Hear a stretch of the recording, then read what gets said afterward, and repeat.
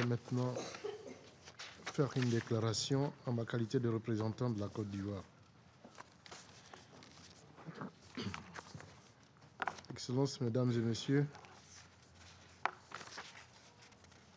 je voudrais encore une fois féliciter M. Staffan de Mistura pour la qualité de son exposé sur le processus politique en République arabe syrienne et saluer la tenue de la 11e réunion du processus d'Astana sur le règlement de la crise syrienne qui a eu lieu le 28 et 29 novembre 2018 à Astana.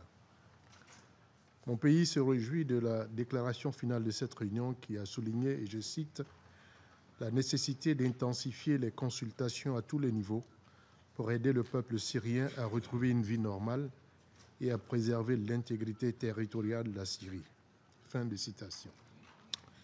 Cette déclaration a en outre réaffirmé, et je cite encore une fois, l'engagement en faveur de la souveraineté, de l'indépendance et de l'intégrité territoriale de la République arabe syrienne, ainsi que le respect des principes de la Charte des Nations Unies. Fin de citation. De même, je voudrais inviter toutes les parties au conflit à mettre en œuvre l'accord prévoyant une zone démilitarisée dans le gouvernorat d'Idlib, signé le 17 septembre 2018 à Sochi, sous l'égide de la Fédération de Russie et de la Turquie. Par ailleurs, la Côte d'Ivoire salue les progrès enregistrés dans le cadre du projet pilote du groupe de travail mis en place par le processus d'Astana et les Nations Unies, visant à enquêter sur le sort des personnes disparues et à libérer les personnes détenues. Ces progrès, marqués par l'échange de prisonniers entre le gouvernement syrien et des groupes armés dans le nord de la Syrie le 24 novembre 2018, constituent une étape décisive dans le renforcement de la confiance entre les parties au conflit. Cependant, le principe de justice et de reddition de comptes par toutes les parties au conflit devrait également s'imposer comme une étape indispensable à la quête de la coexistence pacifique entre les peuples syriens, tous les peuples syriens, toutes communautés, toutes religions confondues. Excellences, Mesdames et Messieurs, ma délégation accueille avec préoccupation l'annonce du président turc le 12 décembre 2018 de lancer une nouvelle offensive en Syrie contre les combattants kurdes des unités de protection du peuple, qualifiées d'organisations terroristes séparatistes par Ankara. Elle voudrait donc appeler les autorités turques à privilégier la voie des négociations afin de prévenir une nouvelle flambée de violence qui occasionnerait des déplacements massifs de la population et aggraverait la situation humanitaire déjà alarmante.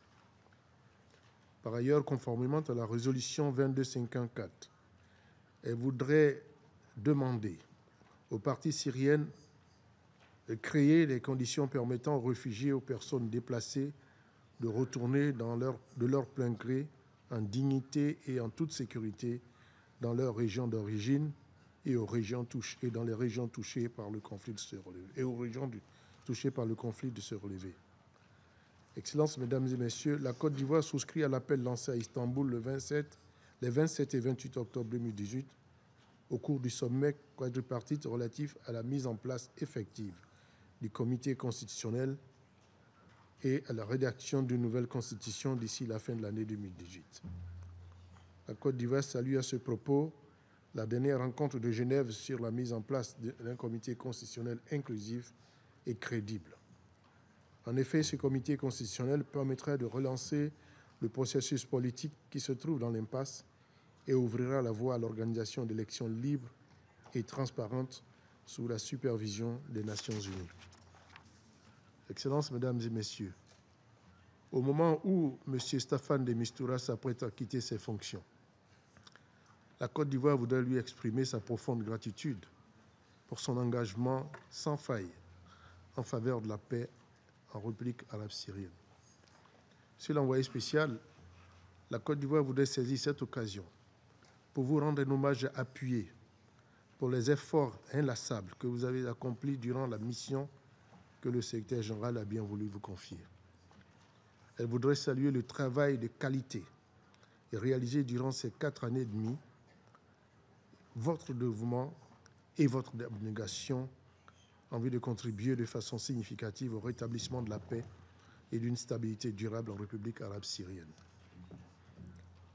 Par ailleurs, la Côte d'Ivoire exhorte toutes les parties prenantes à soutenir M. Gerd Pedersen, nouvel envoyé spécial pour la réussite de sa mission.